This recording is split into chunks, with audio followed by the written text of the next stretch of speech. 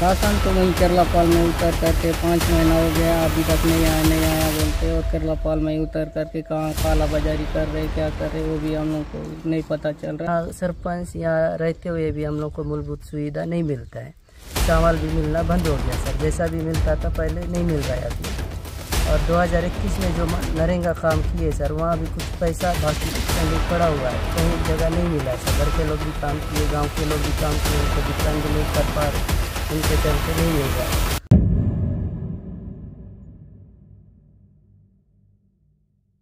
नमस्कार, मैं Salim Sheikh, inside story Bastar में आपका स्वागत है। भारत की आज़ादी के 75 साल के बाद भी बस्तर के कई इलाके हैं मुख्य धारा से नहीं जुड़ पाए हैं। आज भी ग्रामीणों को कई बुनियादी सुविधाओं से वंचित होना पड़ रहा है। रोजमर्रा की जिंदगी के लिए आज भी 30 से 40 किलोमीटर का सफर तय कर उन्हें करीब की बस्ती जाना पड़ता है। आप देख सकते हैं, ये नदी है और इस नदी पर आज़ादी के बाद से ना कभी पुल बन पाया है, ना गांव तक सड़क पहुंच पाई है और ग्रामीणों को आज भी बुनियादी सुविधाओं से वंचित होना पड़ रहा है। लोगों के लिए ये आम समस्या अभी बन गई है, लेकिन बुनियादी सुविधाएं नहीं पहुंचने के चलते ग्रामीण कई परेशानियों से जूझ रहे हैं। यह इलाका सुकमा जिले के करीब होने के बाद भी मुख्य धारा से नहीं जुड़ पाया है और लोगों को नदी पार करने के लिए किस तरह परेशानियों का सामना करना पड़ रहा है आप देख सकते हैं। यह ग्रामीण है और किस तरह से अपने गंतव्य तक, गांव तक पहुंचने के लिए परेशानी उठानी पड़ती है। और जबकि आज 21वीं सदी में भारत पहुंच चुका है, लेकिन गांव तक ना सड़कें पहुंच पाई हैं, ना नदी नालों पर पुल पुलिये बन पाए हैं। आज गांव के हालातों को देखने के लिए हम ग्राउंड जीरो पर हैं। यहाँ के हालातों को देखेंगे, ग्रामीणों की समस्याओं को जानेंगे।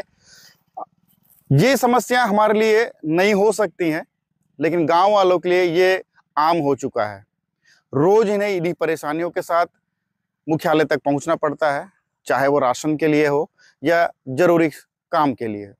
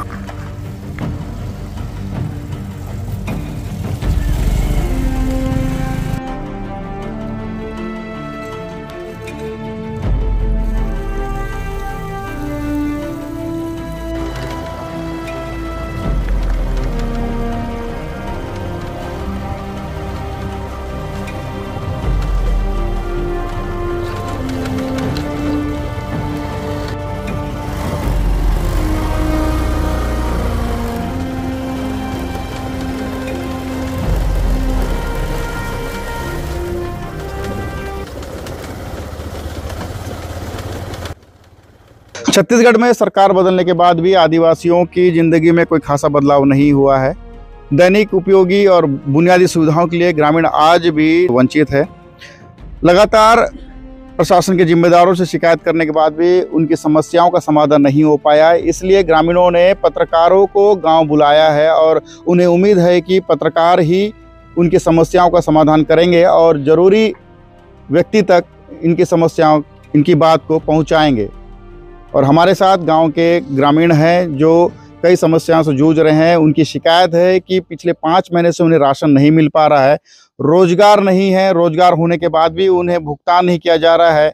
रोजगार सहायक है गांव का, जो कई महीनों से उनका भुगतान नहीं किया है। 10 लाख से ज़्यादा की राशि इन्हें देना बकाया है, लेकिन ग्रामीण परेशान है। उनके सामने कई समस्याएं उत्पन्न हो गई हैं, लेकिन किसी तरह का समाधान होता नहीं दिख रहा है।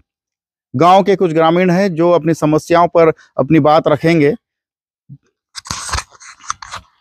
क्या नाम है आपका? मेरा नाम पोड़ियम बुद्रा। क्या समस्या है? यहाँ 66 का चावल ना 5 महीना हो गया, नहीं मिल रहा है। अभी गांव वाले लोग बहुत परेशान है, इधर उधर दौड़ दौड़ करके मोवा टोरा सुखा सुखा करके केरलापाल में ले जाके बदली कर करके ला के खा रहे हैं। यही परेशानी है। क्या बोलते हैं जिम्मेदार, क्या बोलते हैं जब आपको राशन नहीं मिलता, जब शिकायत होती है, क्या बोलते हैं? वहाँ से ही चावल नहीं आया बोलते, वहाँ जाके पता करने से चावल आया बोलते। और यहाँ गांव के मजदूर पेमेंट भी बहुत दिन का उसी बाकी है, नहीं मिल रहा है, 2-3 साल का है। अब रोजगार सहायक को बोलने से अभी तक नहीं हुआ बोलते हैं, नहीं मिल रहा है। वही आंध्रा उंद्रा जा करके काम कुली कुती करके ला रहे आ रहे। सरकार की सबसे महत्वपूर्ण योजना है 2 वक्त की रोटी का इंतजाम करना। सरकार फ्री में चावल मुहैया कराती है, लेकिन जो जिम्मेदार हैं, पंचायत के जो प्रतिनिधि हैं, वही इस योजना का बंटाधार करने में लगे हुए हैं। और जिस तरह से ग्रामीण अपने और अपने बच्चों के पेट पालने के लिए मीलों सफर कर राशन की व्यवस्था करते हैं, और आज भी 21वीं सदी में ग्रामीणों को राशन जैसी बुनियादी सुविधा नहीं मिल पा रही है। हमारे साथ एक और ग्रामीण है, उनकी भी समस्या सुनते हैं, क्या परेशानी आ रही है। क्या नाम है आपका?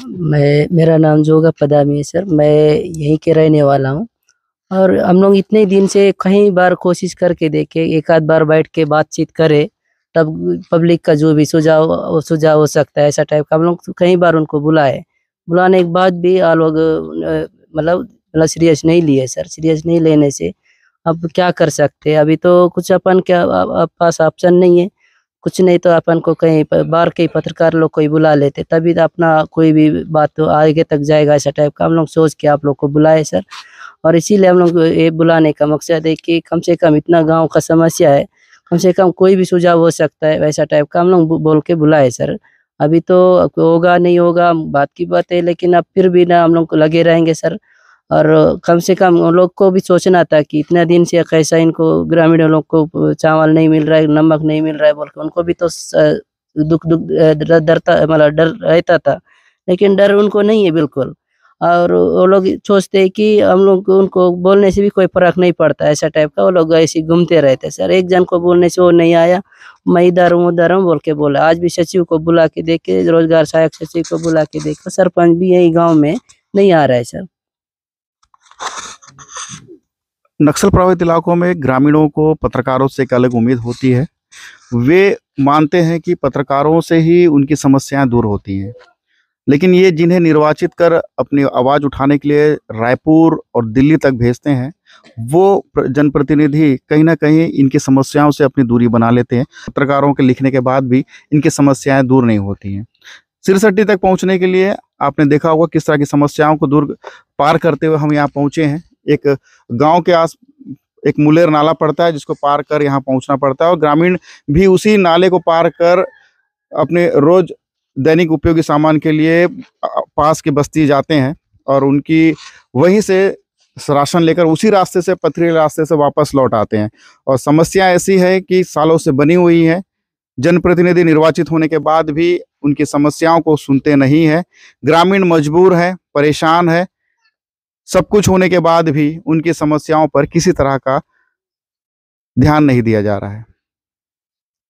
बस्तर के आदिवासी भारतीय संविधान और लोकतंत्र पे पूरा भरोसा करते हैं, और हर 5 साल में होने वाले लोकसभा चुनाव, विधानसभा और पंचायत चुनाव में अपनी जिम्मेदारी निभाते हैं। आदिवासी हक और अधिकारों की बात करने वाले आदिवासी जनप्रतिनिधि अपने लोगों के लिए कितने जिम्मेदार हैं, आप देख सकते हैं इनकी समस्याएं सुनकर।